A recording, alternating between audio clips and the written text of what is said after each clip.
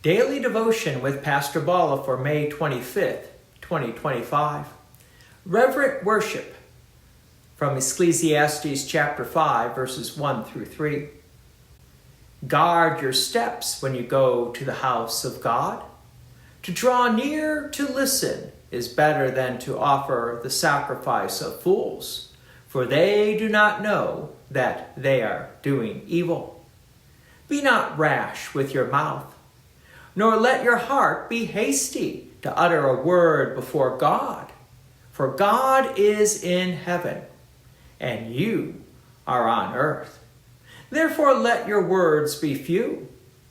For a dream comes with much business, and a fool's voice with many words. Solomon now turns his attention to the most sacred space of life, the house of God. His words are both a warning and an invitation. Guard your steps, he says, not to instill fear, but to cultivate reverence. Entering the presence of the Lord is no casual matter. It is a holy encounter, one that calls for humility, attentiveness, and a heart ready to listen.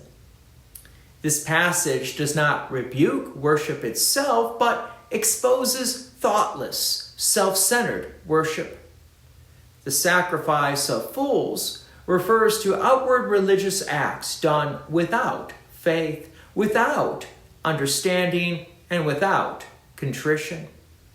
It is possible to go through the motions of worship while one's heart is far from God. True worship begins not with speaking, but with listening. Not with offering something to God, but with receiving what God gives.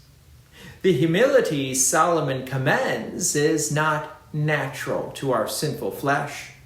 By nature, we come before God either arrogantly, thinking we have something to impress him with, or carelessly, forgetting that we are dust and he is holy. But the gospel changes how we approach the house of God. In Christ, we are not turned away as sinners, but welcomed as justified sinners, clothed in his righteousness and washed in his blood. To let your words be few is not a command to be silent, but to speak with understanding. Our words before God, whether prayers, songs, or confessions, ought to be shaped by his word and filled with faith. Worship is not a performance, but a reception. It is God who serves us first, in his word, in baptism, in the supper. We respond in reverence and awe, not because we fear rejection, but because we have received mercy. God is in heaven, and you are on earth. These words ground us. We are creatures. He is the creator. We are sinful. He is holy. And yet, by the blood of Christ, the veil is torn. The distance is bridged. We approach not a throne of wrath, but a throne of grace.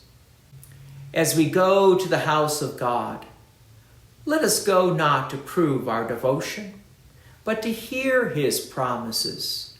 Let us come as children, confident in our Father's love, but also respectful of his majesty. This is the reverence of faith, humble, joyful, and listening. God's peace and many blessings be with you, and thank you for listening. And please take an opportunity to share this message with others.